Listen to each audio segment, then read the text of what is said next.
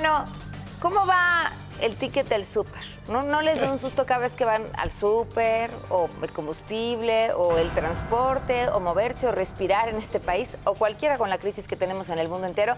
Bueno, pues el presidente Andrés Manuel López Obrador anunció que va a fortalecer el plan contra la inflación, aunque no dijo mucho por qué, pero ¿qué hay con el plan que ya se había presentado antes? Nos acompaña hoy en DPC Adriana García, ella es coordinadora de análisis económico de México. ¿Cómo vamos? Bienvenida, ¿cómo estás? Hola, muy buenos días. Gracias por acompañarnos. ¿Cómo le ha ido al proyecto que sí se presentó inicialmente, al PASIC?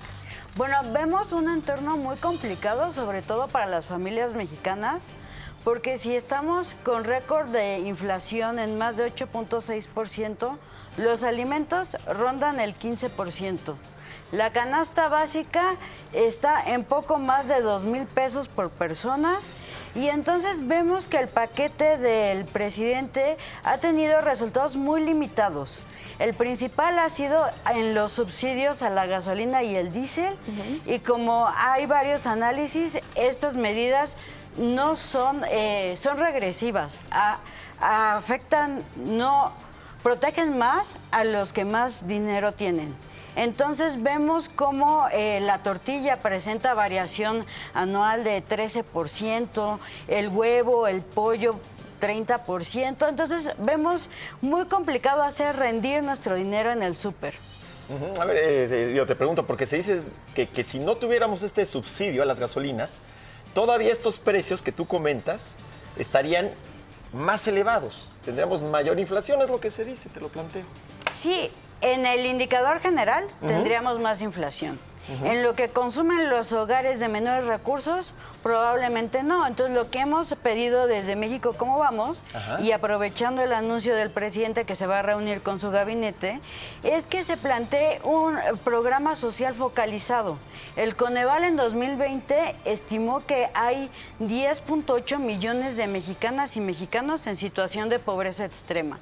Entonces, lo que proponemos es un paquete de corto plazo de transferencias por el valor de la canasta básica alimentaria a este universo de personas. Tenemos en México poco dinero público, pero hay que destinarlo bien. Hay que evitar que este dinero se disperse sin tener una orientación para ayudar a los ingresos de las familias más vulnerables. Ok, y piensan estos apoyos como si fueran entregas directo, el dinero, como se ha dado con otro tipo de programas sociales.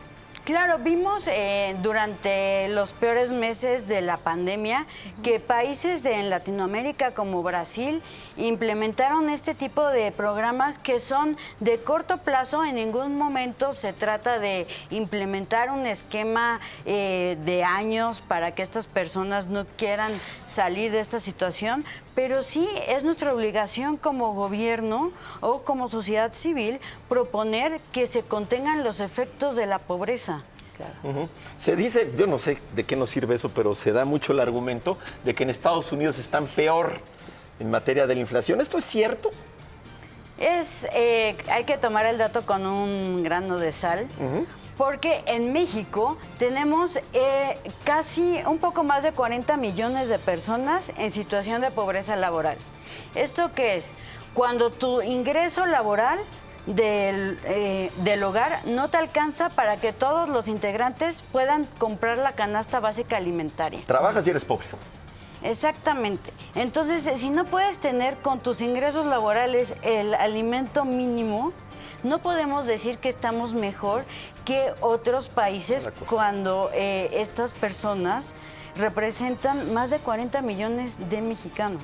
Claro, o sea, allá puede haber más inflación, pero no necesariamente el efecto es tan duro como es aquí por las condiciones de la mayoría de la población. Y también ahora que se empiece a disminuir el subsidio a las gasolinas y el diésel, pues vamos a ver un efecto contrario a lo que se ha venido presumiendo. O sea, pinta gacha la cosa, pinta gacha. Te agradecemos muchísimo que nos hayas acompañado y bueno, pues estaremos al pendiente a ver de qué propone el presidente. Muchísimas gracias por la invitación. Gracias por venir. Buenos días.